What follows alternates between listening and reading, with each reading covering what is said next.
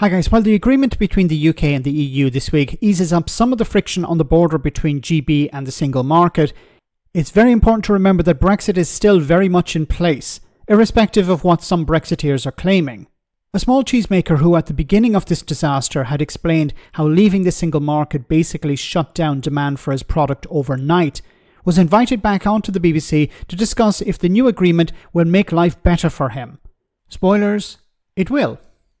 Simon, how have the last few years been for you as a potential exporter of your cheese to the EU? Near impossible, really, because from the outset of the transition period, January 21st, 2021, we realised that there was no consumer allowance for selling cheese via our web sales, so that was our first hit. So what, individuals couldn't buy it anymore? Yeah, that still exists. I don't know whether that has been actually reset as well. Actually, it'd be really good if it could, but it meant that sort of fast-growing e-commerce business was flattened overnight, costing a loss of around about £250,000 instantly. And what the cost is? What exactly? The cost that are put on top for trade sales, in particular, that's the main thing.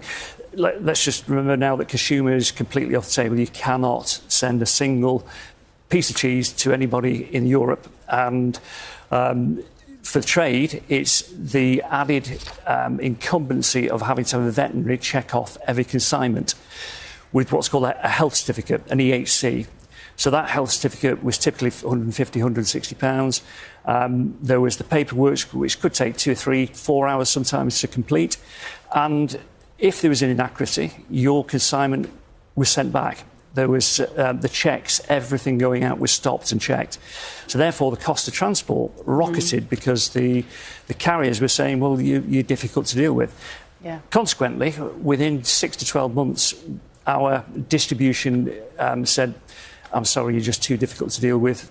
We'll trade internally within the EU, which was frictionless, which is they didn't want the hassle any longer. So it's had a massive impact on your business. Massive impact, yeah. When you saw what's been agreed yesterday in terms of talking about there's still so many details to be determined. Do you feel that what Sir Keir Starmer has negotiated is going to help businesses like yours? Yes, it will, definitely. There you have it. It will. Because it seems, at least on the surface, that the SPS checks will be changed, and it will no longer be necessary to have an export health certificate or a veterinary health certificate in order to export these goods. So, which is a massive benefit for small producers like this. Think about it. The current situation before this is implemented. The current situation, if you want to sell a consignment of cheese, for example, into the single market, you need to spend an extra £150 up to £200 per consignment. Now, that's not a huge problem if you're selling a consignment which is, the size of a container. But if you're selling small packages of a kilo or less than a kilo of cheese, it's impossible.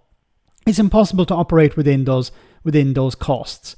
So removing that, and once again, we need to look at the details, but it seems, at least on the surface, removing that will be a huge benefit. Now, of course, as Simon has pointed out here, the EU internal market, the single market, has moved on from Brexit. So it's going to be difficult for consumers sellers, I should say, to access the market again. It's going to be necessary to have a huge amount of support from the British government to promote British products once again, to explain to consumers or distributors in the EU that Britain is back open for business again, that British products can be imported without these problems or with fewer problems.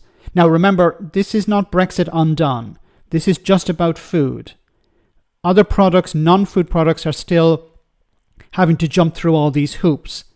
But this is, at least, once again, a step in the right direction.